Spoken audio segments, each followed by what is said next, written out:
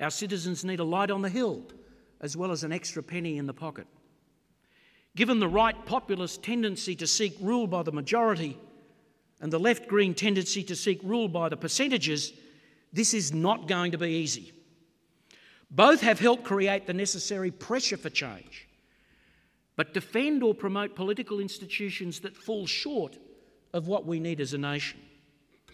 When it comes to political reform, we need a new radical centre built around the consolidation of parliamentary reform in the short term, a charter of rights and responsibilities beyond that, and a meaningful republic in the longer term.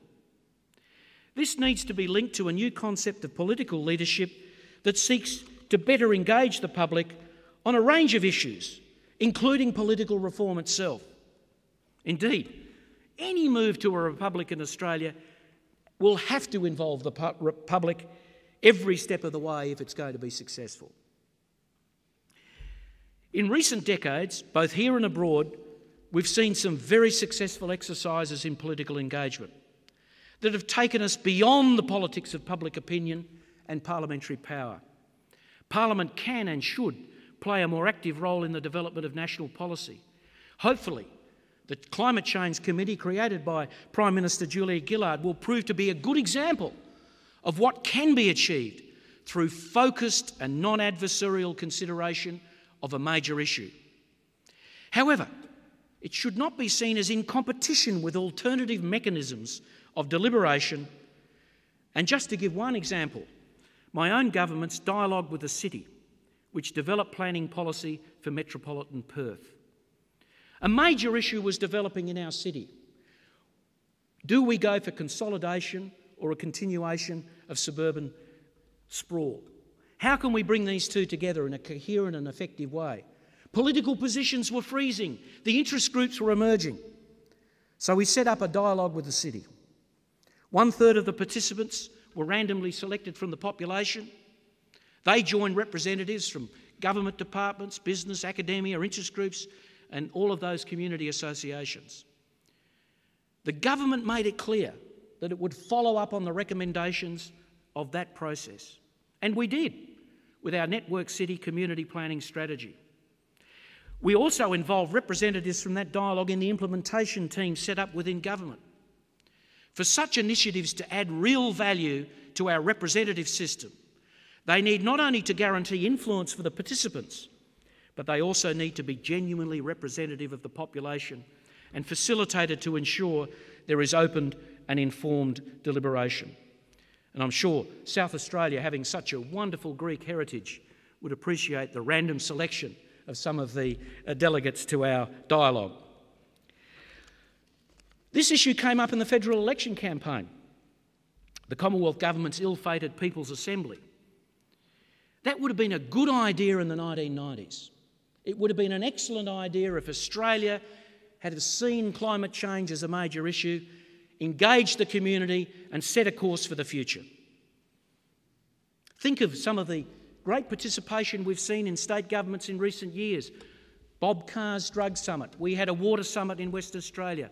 We had also a drug summit. All of the ideas out of those extra parliamentary processes of participation became policy for the government. We could have done that with climate change, but I think now we'd moved on a little bit from that point. Imagine too if we'd used some form of deliberative process to assist in the matter of tax reform, particularly for the resources sector. Indeed, imagine what former Prime Minister Bob Hawke would have done on that tax reform issue. I think everyone would have been in a big room and they wouldn't have gone out of that room until they've endorsed the package and made it real. There are many issues for which these sorts of processes, and there are different types, would not be appropriate, most notably in areas of strong political commitment and strong political mandate. However, it should not be ruled out as an option on the grounds that Parliament is the font of all wisdom. Just as citizens are now saying, we're going to involve ourselves in politics through Get-Up. We're going to involve ourselves in politics through the Conservation Foundation. We're going to involve ourselves in politics through locally based community organisations to put pressure on government.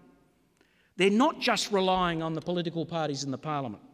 So too governments should be able to open up this process in a range of ways that are more participative and deliberative.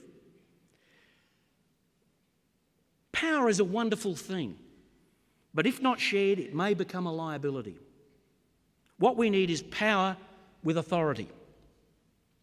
So too does power need to be regulated, particularly executive power.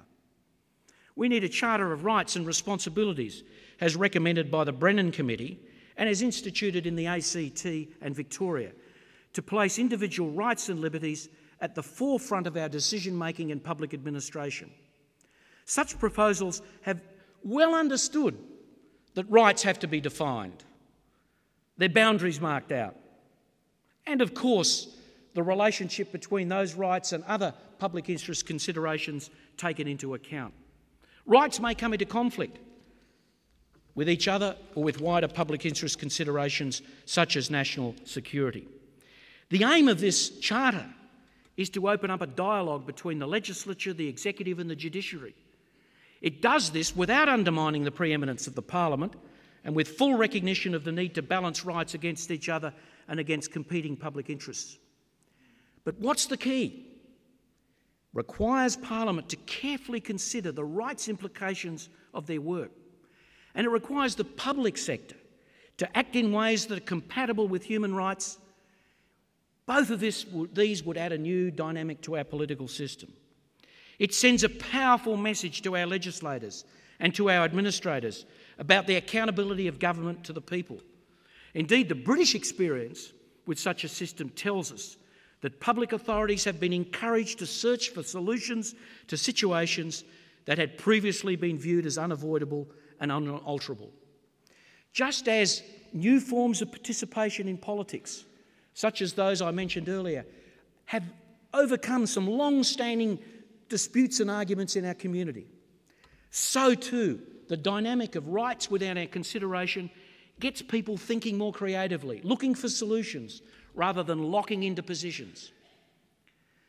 Finally then, there's the question of the Republic. It is unfinished business in Australian politics, and debate about it necessarily takes us to a debate about the Constitution and political system. We need to take the opportunity it provides to take a serious look at our Constitution. A popular vote on the question of the Republic should a popular vote in favour of a move to a Republic, we could then well refer the matter to a properly constituted constitutional convention. Sensibly, the popular vote for the Republic in general terms needs to come first, so that we know we can get on with the process of looking at the different models. By way of a proper convention, it could examine what type of constitution we wish to have and what the powers and responsibilities of a president would be. This is going to be a vital question for the Australian political class when this issue finally comes back onto the agenda. If an attempt is made to cut off the debate beyond a politician-dominated minimalist model, it would almost certainly fan the flames of disenchantment and populism. This time around, more detailed consideration could be given to models of direct election and presidential power. Indeed, a strong case can be made that a move in the direction of an executive presidency, separate from the legislature, would be good for Australian politics. Not only does it accord with the evolution of our system in the direction of presidential politics, but it creates the possibility for cabinet ministers to be selected from outside Parliament. And this is an issue that is increasingly influencing my thinking on politics. Many Australians who could exercise ministerial office with distinction and effectiveness are simply not willing to stand for Parliament. I've been to many people in my 10 years as leader of the Labor Party, look, come into politics. They just say, why would you want to be crucified every day of the week?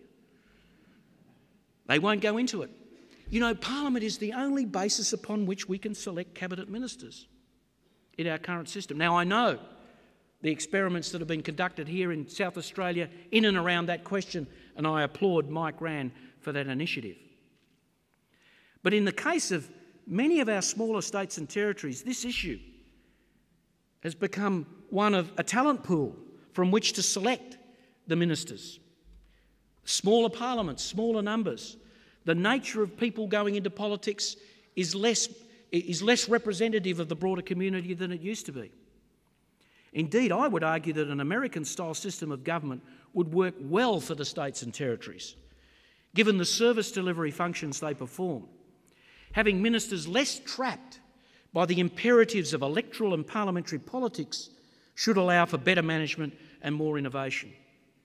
However, due to our Westminster inheritance, all our ministers are members of Parliament.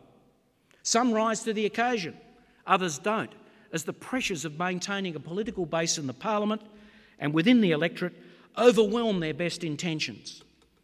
We know that the way we govern can be improved, but we seem addicted to the view that Westminster is the only way. This reflects itself not just in the composition of our cabinets, but also in our reliance on conventions to run the system.